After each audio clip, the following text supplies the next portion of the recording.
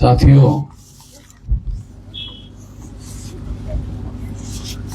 हर साल की तरह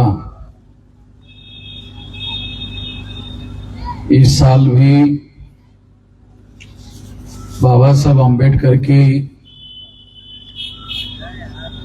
जयंती मनाने के लिए कच्छ में आप सभी लोग इकट्ठा हुए हैं और इस कार्यक्रम में जो तमाम विषय रखे गए हैं उसमें एक विषय है तथाकथित आजादी के 75 साल बाद भी ओबीसी की जाति आधारित जनगणना ना करना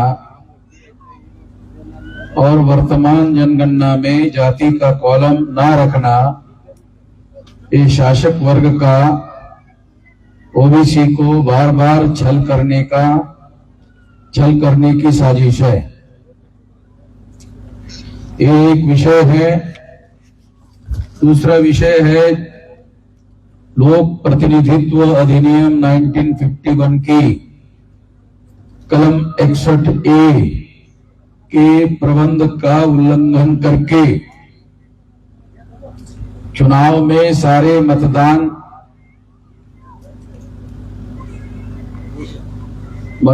बूथों में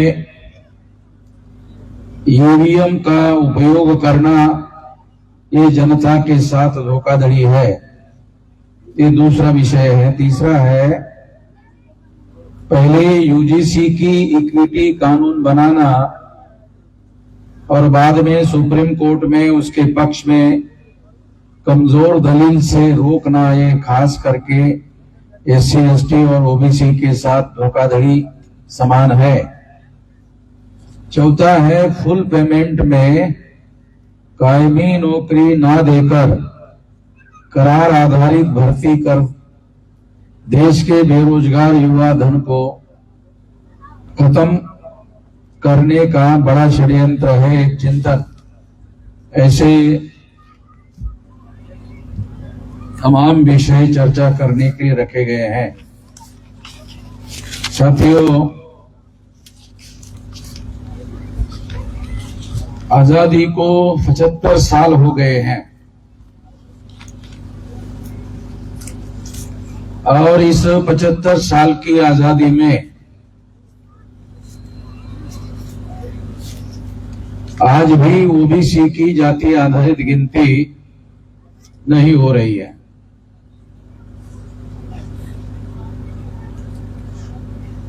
ये गिनती क्यों नहीं हो रही है, इसको जानना और समझना बहुत जरूरी है। यदि जाति आधारित गिनती हुई तो क्या होगा? जाति आधारित गिनती होने से हिंदू के नाम पर गिनती नहीं होगी, जाति के आधार पर होगी। 1925 से लेकर अब लगभग आरएसएस को 100 साल का समय हो रहा है और इस 100 साल के समय में आरएसएस के लोग हिंदू के नाम पर प्रोपेगेंडा कर रहे हैं, जबकि दयानंद सरस्वती का नाम आप लोगों ने, क्योंकि गुजरात के ही है,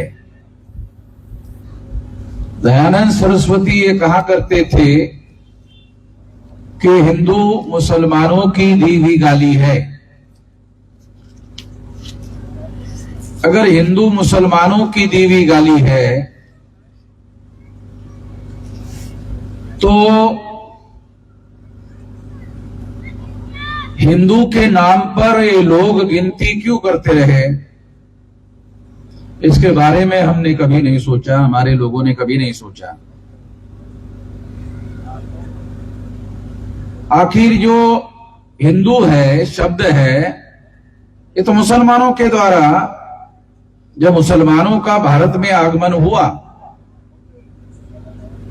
उसके पहले का जो लिटरेचर साहित्य अवेलेबल है भारतीय भाषाओं में, उस भारतीय भाषाओं में हिंदू शब्द उपलब्ध नहीं है।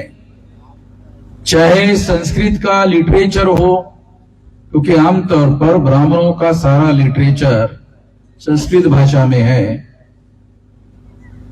और अगर संस्कृत में हिंदू शब्द नहीं है, वेदों में हिंदू शब्द नहीं है, पुराणों में हिंदू शब्द नहीं है, तो ब्राह्मणों के जो धर्म ग्रंथ है उन धर्म ग्रंथों में हिंदू शब्द उपलब्ध नहीं है। तो इसका मतलब ये है कि हिंदू ये पौराणिक शब्द नहीं है, प्राचीन शब्द नहीं है। और अगर ऐसा है तो ब्राह्मणों ने हिंदू शब्द को क्यों स्वीकार किया? क्या कभी हमारे लोगों ने इसके बारे में सोचा? ये तो नहीं कह सकते हम लोग कि ब्राह्मण इन सारी बातों के बारे में जानकार नहीं थे। जब खुद दयानंद सरस्वती ये कहते थे कि हिंदू मुसलमानों की दीवी गाली है, तो इसका मतलब वो जानते थे। अगर वो जानते थे तो फिर इस शब्द को उन्होंने क्यों स्वीकार किया?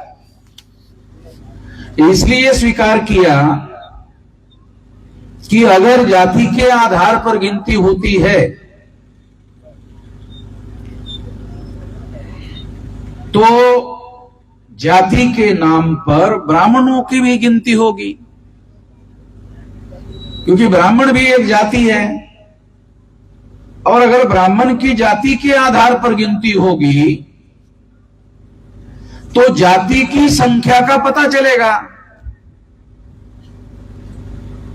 जब जाति की संख्या का पता चलेगा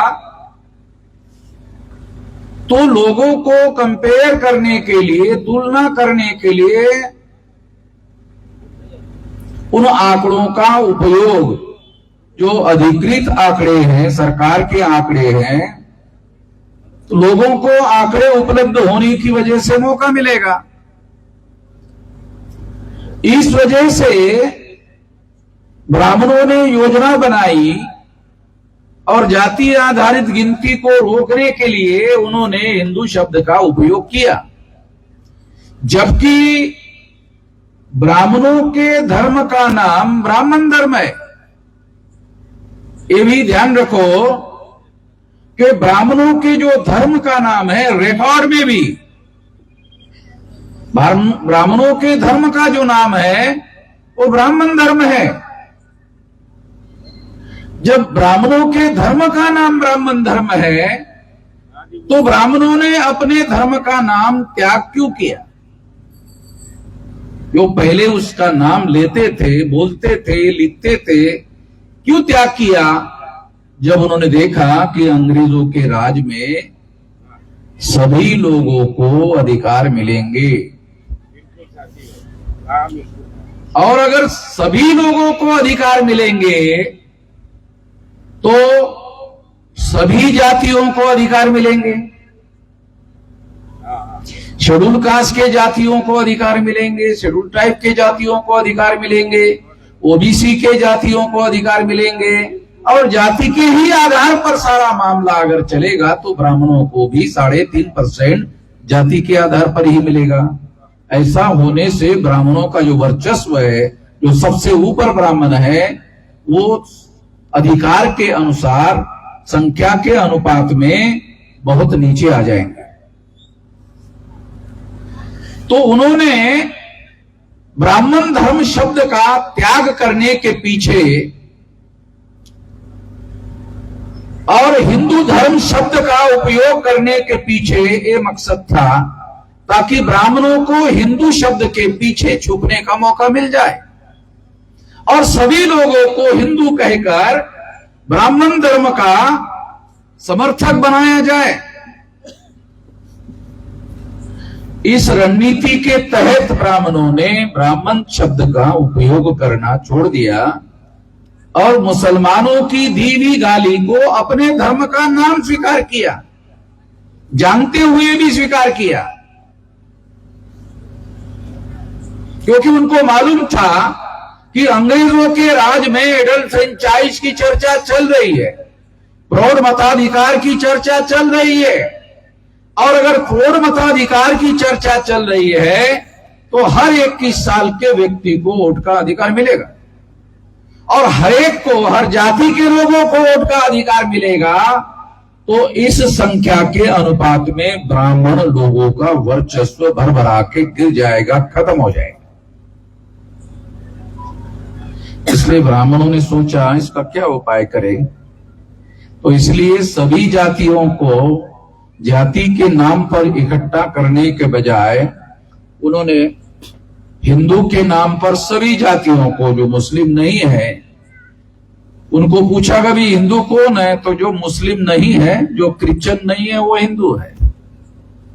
ब्राह्मण बताए कि हिंदू कौन है, कि जो मुस्लिम नहीं है, जो क्रिश्चियन नहीं है, वो हिंदू है। यानी संख्या को उन्होंने ध्यान में रखा कि संख्या के अनुपात में अगर अधिकार मिलेंगे तो हिंदू को जब अधिकार मिलेंगे तो स्वाभाविक रूप से हिंदू के पुरोहित और हिंदुओं के धर्माचार्य ब्राह्मण है, तो स्वाभाविक है कि हिंदू के नाम पर जो भी अधिकार मिलेगा उसका उपयोग और प्रयोग ब्राह्मणों को करने का मौका मिलेगा।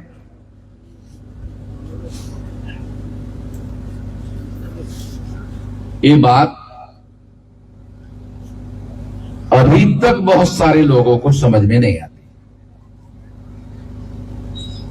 और अगर ऐसा हुआ होता तो दिल्ली में बीजेपी की सरकार नहीं होती। अगर हमारे लोगों ने, एससी एसटी ओबीसी के लोगों ने बीजेपी को वोट दिया तो बीजेपी के लोग, आरएसएस के लोग तो यही मानते हैं कि हिंदुओं ने हमें वोट दिया। हो सकता है एससी एसटी ओबीसी के लोगों ने हिंदू कहकर वोट ना दिया हो और कांग्रेस के गैर व्यवहार की वजह से बीजेपी को वोट दिया हो, ऐसा हो सकता है, विरोधी पार्टी होने की वजह से और कांग्रेस को बदलने की इच्छा से लोगों ने वोट दिया हो, ऐसा हो सकता है। मगर वो तो ऐसा मानते हैं कि वो हमको, उन्होंने, हिंदुओं ने वोट दिया, वो तो आप लोगों को हिंदू मानकर चल रहे। तो हिंदू ब्राह्मणों ने ब्राह्मण धर्म का नाम बदल कर दिया हुआ नाम है और मुसलमानों के द्वारा दिया हुआ नाम अपने मतलब के लिए, अपने हक के लिए, अपने फायदे के लिए स्वीकार किया है। तो ये बात हम लोगों को समझना होगा। जब संविधान लिखा गया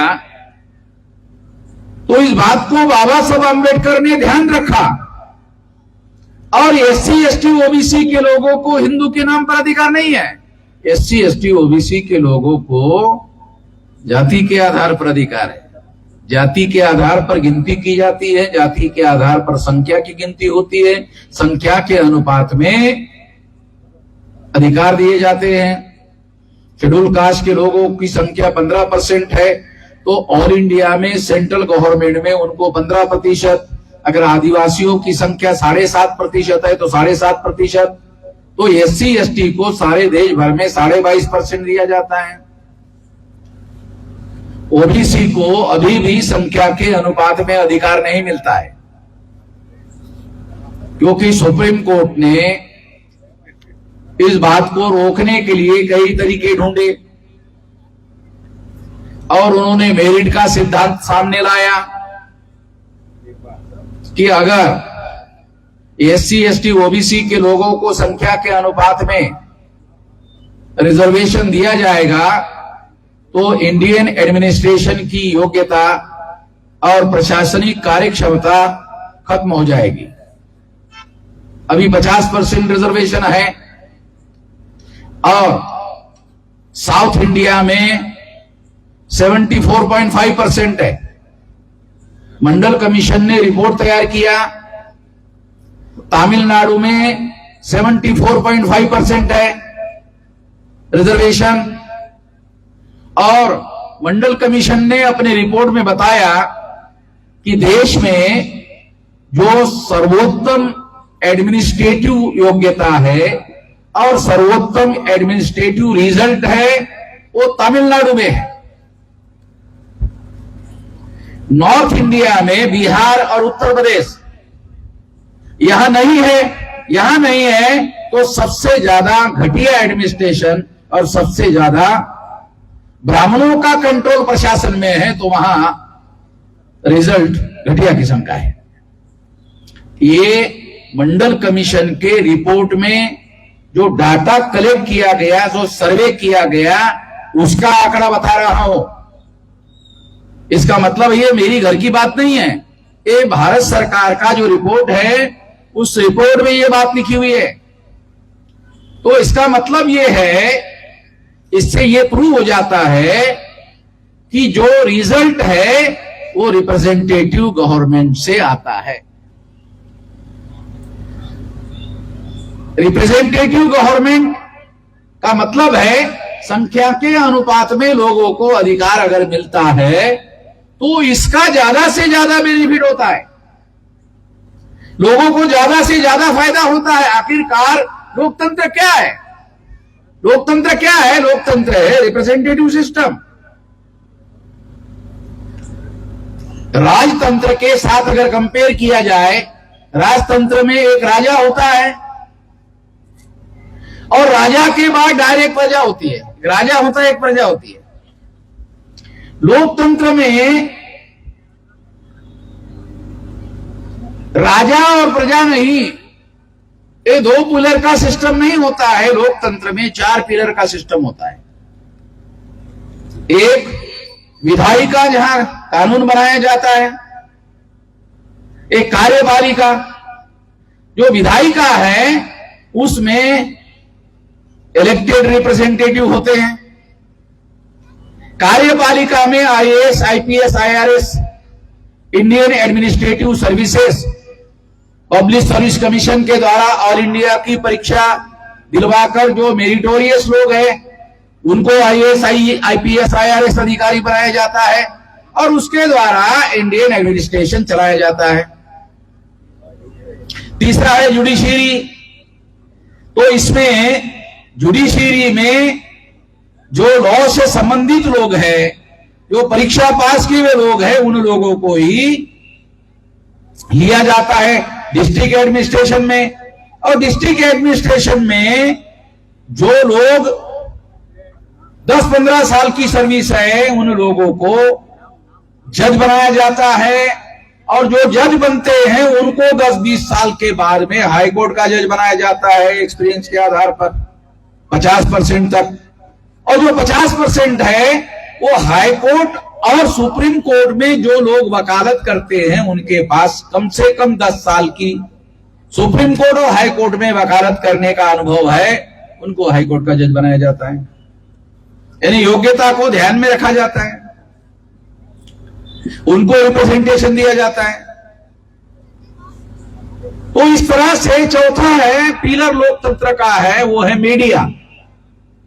तो मीडिया जो है किसी एक व्यक्ति के नियंत्रण में नहीं है।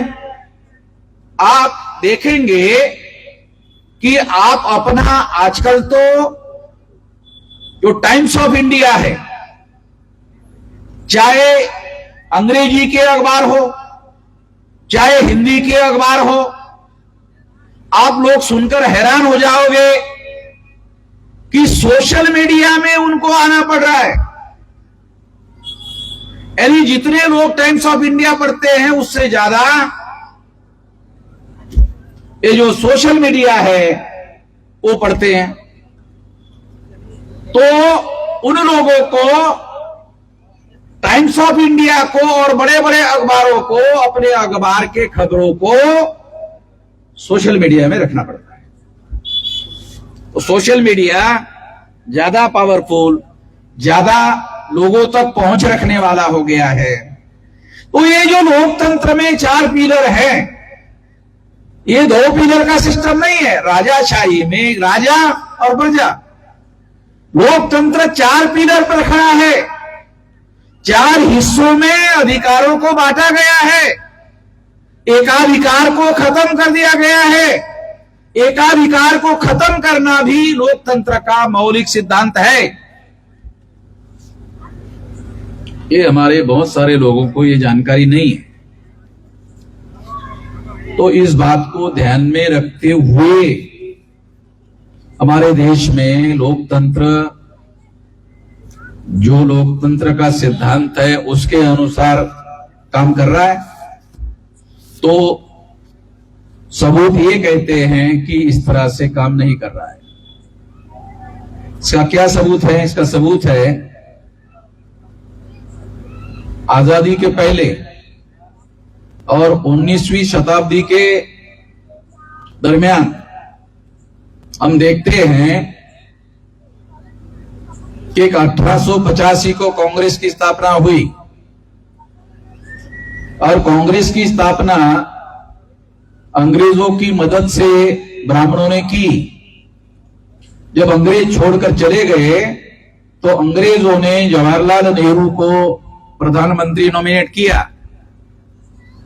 मुझे नहीं लगता हमारे लोगों को पता है कि जवाहरलाल नेहरू को प्रधानमंत्री के तौर पर अंग्रेजों ने नॉमिनेट किया। तो जानकारी ही नहीं है। ज्ञान तो ये दूसरी बात है, ज्ञान तो बहुत बड़ी बात है। हमारे लोगों को जानकारी ही नहीं है। जब जानकारी नहीं है और जानकारी देने के जो साधन हैं उन पर ब्राह्मणों का कब्जा है, यानी जो पेपर है या इलेक्ट्रॉनिक मीडिया है वो उनके मालिक बनिया है और पत्रकार ब्राह्मण है। तो ये ब्राह्मण बनिया प्रचार माध्यम है, तो वो जानकारी पर एकाधिकार किए हुए हैं, जबकि एकाधिकार नहीं होना चाहिए मगर एकाधिकार है। इस वजह से जानकारी का जो सोर्स है वो लिमिटेड है। हमारे लोगों तक सारी जानकारी नहीं आ रही है और इस वजह से सोशल मीडिया आ गया। ये जानकारी पर कब्जा होने की वजह से सोशल मीडिया आ गया। अब सोशल मीडिया में क्या है? लोगों के हाथ में है। लोग जो लिखना चाहते हैं, लोग जो पढ़ना चाहते हैं, जो लोग जो सुनना चाहते हैं वो उस पर खुद बोल सकते हैं, खुद लिख सकते हैं। तो इस तरह से मैं आप लोगों को हमारे देश में हुआ क्या, तो एक तो कांग्रेस की स्थापना जो ब्राह्मणों के द्वारा की गई, दूसरी नेशनल पार्टी है बीजेपी। बीजेपी की स्थापना आरएसएस ने की। 1925 को आरएसएस की स्थापना ब्राह्मणों ने की नागपुर में। उन्हीं ब्राह्मणों ने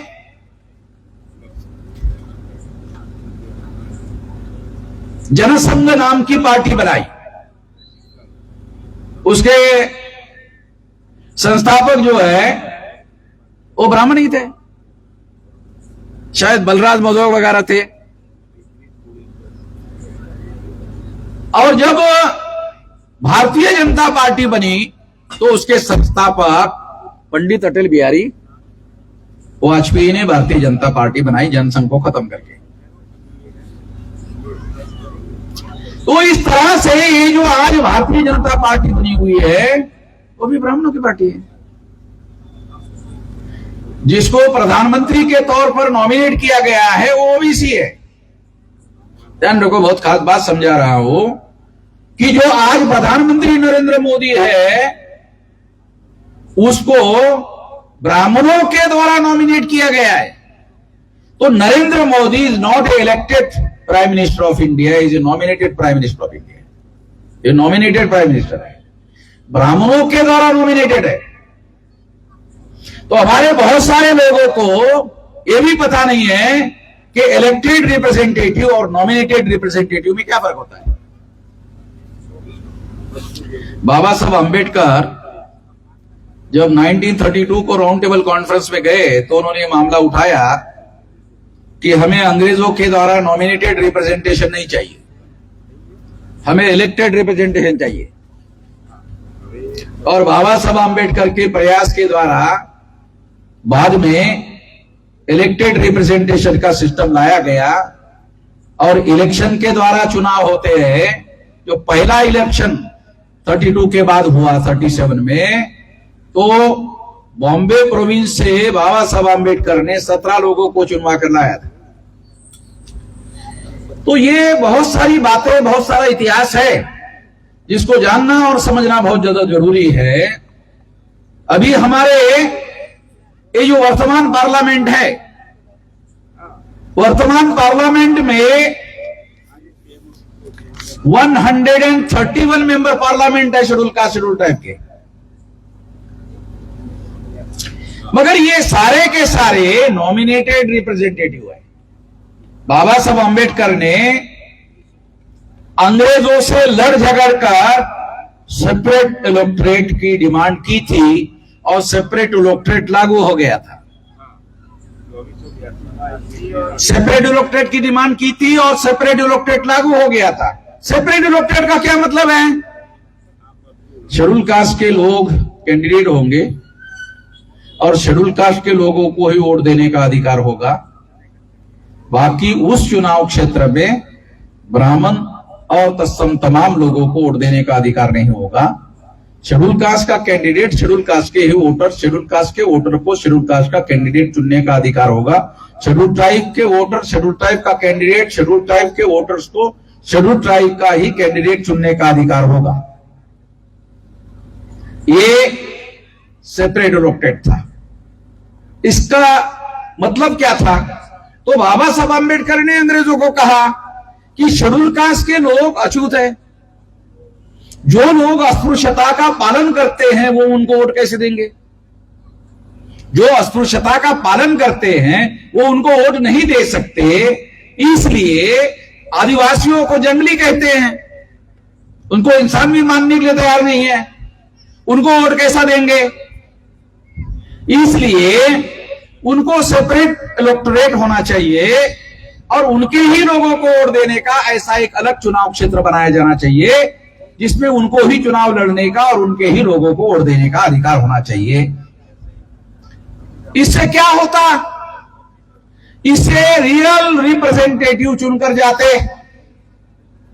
इससे शेड्यूल कास्ट के और शेड्यूल ट्राइब के रियल रिप्रेजेंटेटिव चुनकर जाते। गांधी जी कांग्रेस के नेता थे।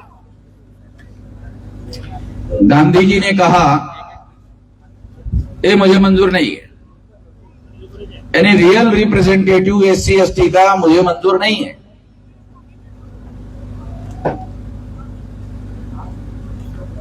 गांधी जी ने तर्क दिया इससे हिंदू समाज का विभाजन हो जाएगा। बाबा साहब आम्बेडकर ने राउंड टेबल कॉन्फ्रेंस में गांधी जी को पूछा, क्या आप लोग अपने कुएं पर हमारे लोगों को पानी भरने देते हो? अपने घर में खाना खिलाते हो? रोटी बेटी का व्यवहार करते हो? नहीं करते हैं। ये सारी बातें किस आधार पर हम एक है, किस आधार पर हिंदू समाज का हिस्सा है? तो आपने तो पहले से अलग करके रखा है। जो पहले से अलग करके रखा है बस उतने ही लोगों को मैं अधिकार की बात कर रहा हूं, मैं कोई अलग करने की बात नहीं कर रहा हूं। तो पहले से आप लोगों ने अलग किया हुआ है। गांधी जी को लगा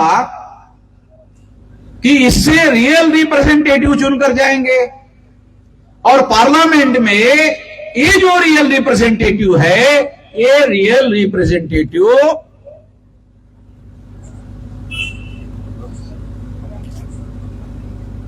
संसद में ब्राह्मणों की सरकार चलने नहीं देंगे।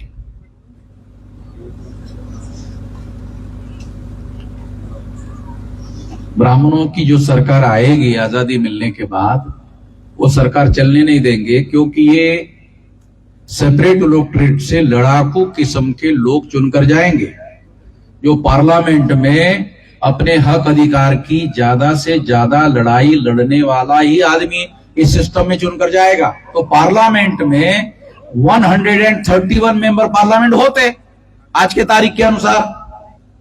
तो आज के तारीख में आरएसएस और भाजपा की सरकार संसद में चलने नहीं देते। एक तो उनकी सरकार ही नहीं आती, क्योंकि सरकार आने के लिए 272 सीटें चाहिए और 272 में सबसे बड़ा अवरोध 131 सीटों का होता, तो सरकार ही नहीं बनती। और इनके साथ सहयोग और समर्थन के बगैर सेंट्रल में कोई गवर्नमेंट ही नहीं बनती। 543 लोकसभा की सीटों में अगर 131 सीटें इनकी होगी तो ये तो किसी की भी सरकार संसद में बनने नहीं देंगे। तो ऐसे सिचुएशन में जब सरकार बनेगी नहीं तो ये लोग सरकार पर हावी होंगे और इनको जो चाहिए हक और अधिकार वो सारे के सारे देने होंगे। हम लोग इनके आजादी के लिए लड़ नहीं रहे हैं, हम अपने आजादी के लिए लड़ रहे हैं। तो इन तमाम लोगों को पूरे आजादी के अधिकार देने पड़ेंगे। इस आधार पर गांधी जी ने इसके विरोध में आमरण अनशन किया और बाबा साहब आंबेडकर को कहा कि अगर मैं मर गया तो इसके लिए सोल जिम्मेदारी आपकी होगी। धमकी देकर एक सेपरेट इलेक्टेड खत्म किया और जॉइंट इलेक्टेड थोपा। जॉइंट इलेक्टेड की वजह से क्या होता है, 15% शेड्यूल कास्ट के वोटर, 7% आदिवासी के वोटर और बाकी सारे ब्राह्मणों के द्वारा जिनको हिंदू बनाया हुआ है ब्राह्मण धर्म का, वो लोग उनको चुनकर जाने नहीं देते। इवन अदर बैकवर्ड क्लासेस के लोग भी ब्राह्मणों के प्रभाव में आकर ऐसा करते हैं। और इसका परिणाम यह हुआ कि ओबीसी के लोगों को 93 में ओबीसी के लोगों को जो मंडल कमीशन लागू करने के लिए 93 निकला, अगर शेड्यूल कास्ट और शेड्यूल ट्राइब के लोगों को सेपरेट इलेक्टेड, गांधी जी जब विरोध कर रहे थे उस समय ओबीसी के लोगों ने अगर गांधी जी का साथ नहीं दिया होता, ओबीसी के लोगों को जब बाबा साहब अम्बेडकर ने संविधान लिखा उसी समय अधिकार मिल गया। बहुत खास बात बता रहा हूं आप लोगों को, क्योंकि संविधान सभा में केवल कांग्रेस के लोग होते तो 22.5% शेड्यूल कास्ट और शेड्यूल ट्राइब के लोग होते और ये कांग्रेस के लोग एससी एसटी के कैंडिडेट चुनवा कर नहीं लाते, क्योंकि वो तो सेपरेट इलेक्टेड होता। कांग्रेस तो उस समय ब्राह्मणों की पार्टी थी, जैसे आज बीजेपी की पार्टी है, उस समय तो कांग्रेस ब्राह्मणों की पार्टी थी। साथियों, आप लोग सुनकर हैरान हो जाओगे कि जब पहला लोकसभा का चुनाव हुआ तो पहले लोकसभा के चुनाव में 64% ब्राह्मण और तत्सम लोगों को जवाहरलाल नेहरू ने टिकटें दी। जी, जवाहरलाल नेहरू को हम लोग आधुनिक भारत का निर्माता, महान समाजवादी, महान सेकुलर, बच्चों का चाचा, हम सब लोग ऐसा कहते रहते हैं। हमारे घर में भी हमारा चाचा होता है, उतना चाचा उसको नहीं कहते जितना जवाहरलाल को चाचा कहते रहते हैं। सार्वजनिक रूप में कहते रहते हैं, अपने चाचा को इतना नहीं सम्मान देते जितना जवाहरलाल को देते रहते हैं, जिन्होंने हमारे लोगों के हक अधिकार के विरोध में काम किया। ये डॉक्यूमेंट्री है और इसके आधार पर ये बातें मैं आप लोगों को बता रहा हूं। इसकी वजह से हमारे लोगों को आजाद भारत में जो अधिकार मिलना चाहिए था वो नहीं मिला। रिजर्वेशन है, 15% शेड्यूल कास्ट के लोगों को रिजर्वेशन है, फुलफिल नहीं हुआ। 75 साल हो गए संविधान लागू होकर, फुलफिल नहीं हुआ। कांग्रेस का राज रहा, फुलफिल नहीं हुआ। बीजेपी का राज है, फुलफिल नहीं हुआ। 80% ब्राह्मण और तत्सम ऊंचे जाति के लोग जो है वो इंडियन एडमिनिस्ट्रेशन में है, आईएएस आईपीएस आईआरएस में 20% रहते हैं। 20% में 85% लोग हैं।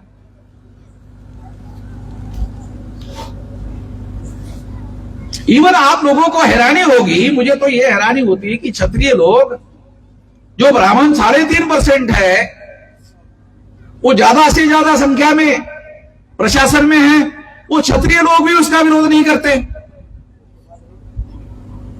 क्षत्रिय लोगों के अधिकारों पर भी ब्राह्मणों ने अतिक्रमण किया। 6% क्षत्रियों की संख्या है, मुश्किल से 1 या 1.5% क्षत्रिय लोग जो है एडमिनिस्ट्रेटिव सर्विसेज में है। एससी एसटी ओबीसी का तो छोड़ो, क्षत्रियों को नहीं दे रहे। और क्षत्रिय अपने अधिकार की लड़ाई लड़ने के बजाय ब्राह्मणों के कहने पर एससी एसटी ओबीसी को रिजर्वेशन क्यों मिला, उसका पिछवाड़ा ही लात मारने का काम करते रहते हैं। तो ये एक समझदार आदमी जो है राजस्थान से आया हुआ है, इसको समझ में आता है। क्षत्रिय लोग अपनी लड़ाई लड़ने के बजाय ब्राह्मणों की लड़ाई लड़ते रहते हैं। अरे ब्राह्मण सक्षम लोग हैं, उनको लड़ने दो, वो अपनी लड़ाई लड़ो ना। 6% को 6% मिले, अगर 6% को 6% मिले, ये लड़ाई आप लड़ते हो तो मैं लिखित रूप से आपको देता हूं, आपका समर्थन करता। 6% से 1% भी नहीं मिल रहा है। तो इस तरह से साथियों, ये जो संख्या के अनुपात में प्रतिनिधित्व का जो मुद्दा है, ये लोकतंत्र का मुद्दा है। आजादी मिली, समाज का लोकतांत्रिकरण नहीं हुआ। एक कांग्रेस ब्राह्मणों की पार्टी, अपोजिशन पार्टी ब्राह्मणों की, तो कहां हुआ समाज का लोकतांत्रिकरण, कहां हुआ? जो एससी एसटी ओबीसी के लोग बीजेपी के अंदर चुनकर जाते हैं, उनके घर में जाके बोलो तो एमएलए एमपी वो अपना दुख हमको बताते। अरे हमारा दुख बताने के लिए तुमको संसद में भेजा, तुम्हारा ही दुख हमको बता रहे हो, हम तो संसद के बाहर है। वो जो मेंबर पार्लियामेंट है बीजेपी में और कांग्रेस में, वो अपना दुखड़ा हमको बताते हैं। क्या करे, पार्लियामेंट में हमको बोलने नहीं दिया जाता, हमको पार्टी में भी नहीं बोलने दिया जाता। तो क्यों गए थे उधर? जब हमने पूछा क्यों गए थे उधर, नहीं हमको लगा हिंदुओं की पार्टी है। अंदर जाने के बाद पता चला ब्राह्मणों की पार्टी है। ब्राह्मणों के हितों के विरोध में कुछ भी बोला नहीं जा सकता, करने की तो छोड़ो, बोला नहीं जा सकता। तो ये परिस्थिति जो है, हम लोगों को ध्यान में रखते हुए काम करना बहुत ज्यादा जरूरी है। साथियों, अभी ये जो 1951 का लोक प्रतिनिधित्व अधिनियम है, 1951 का,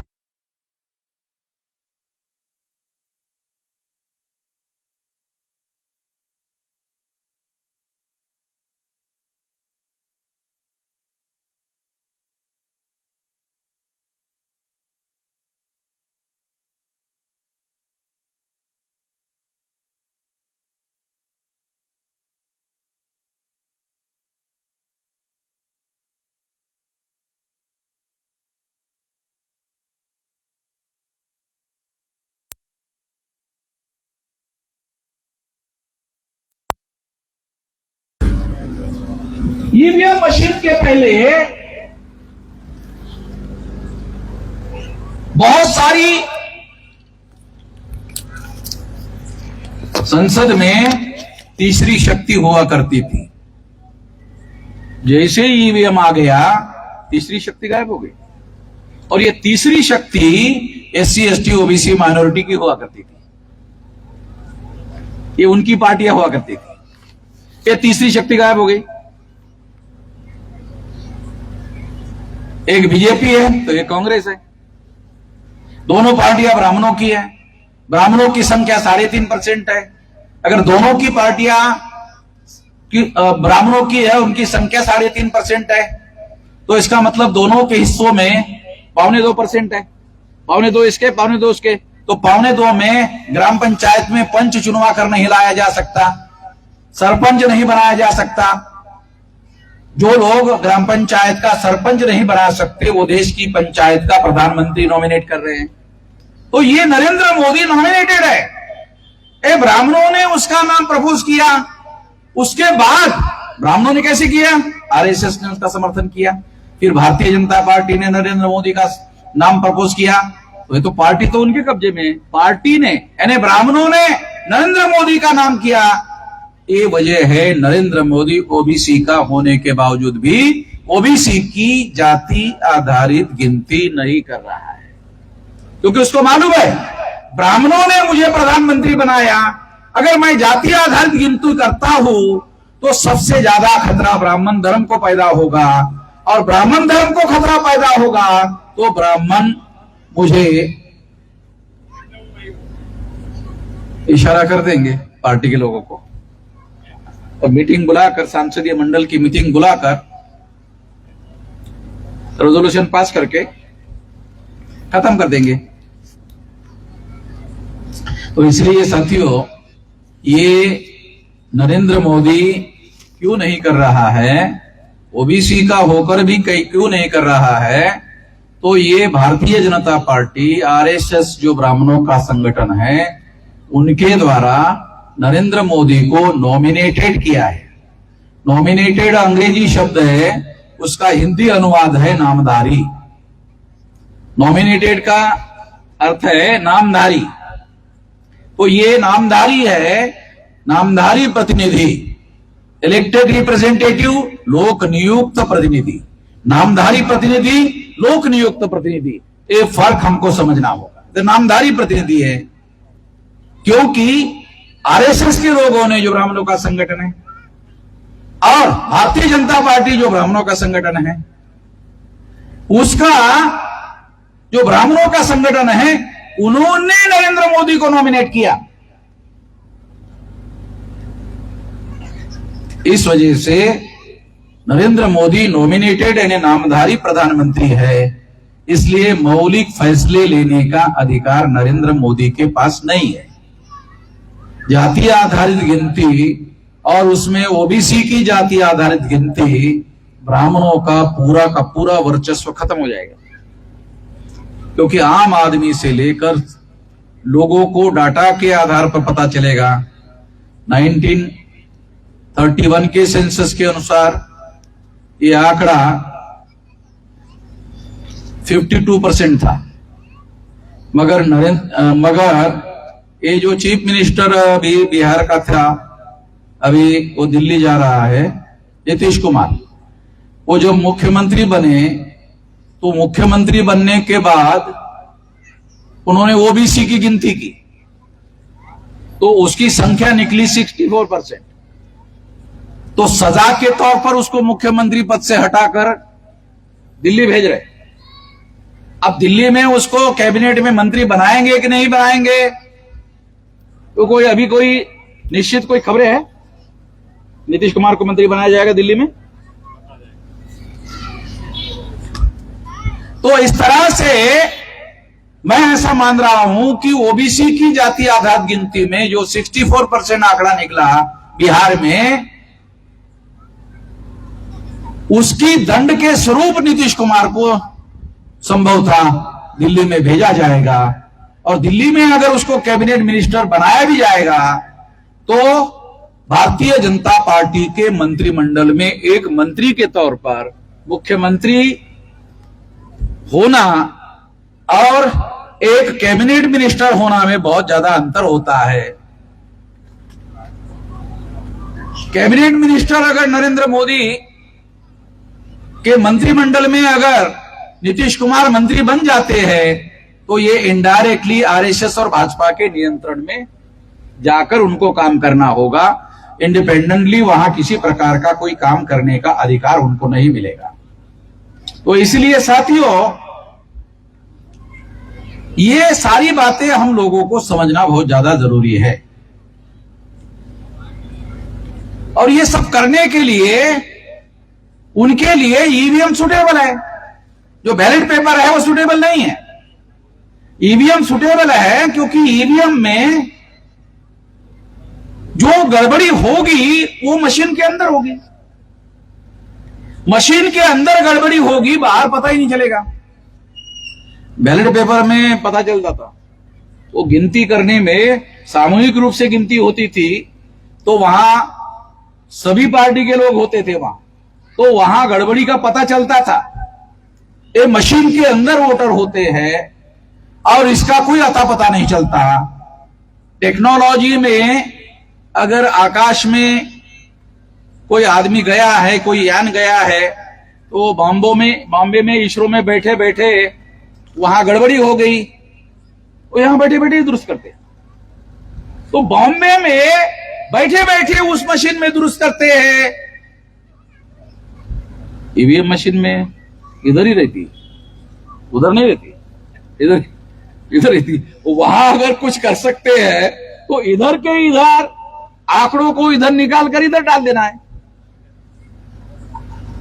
आंकड़ों को इधर निकाल कर इधर डाल देना है, और वो मशीन के अंदर ही अंदर है।